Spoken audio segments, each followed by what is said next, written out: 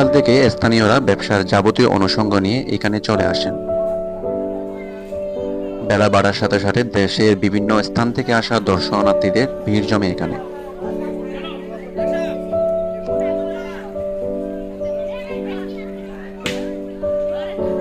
নেত্রকোনা জেলার কলমাকান্দা উপজেলার পাঁচগাঁও গ্রামের শতবর্ষী বটতলায় এটা এখন প্রতিদিনকার চিত্র। অনেকে কসমেটিক্স আইটেম, আচার, চকলেট ইত্যাদি বিক্রি করে থাকেন। দর্শনার্থীদের পদচারণায় মুখরিত হয়ে ওঠে শতবর্ষী বটতলা, যা পাঁচগাঁও থেকে মাত্র 1 কিলোমিটার দূরে অবস্থিত।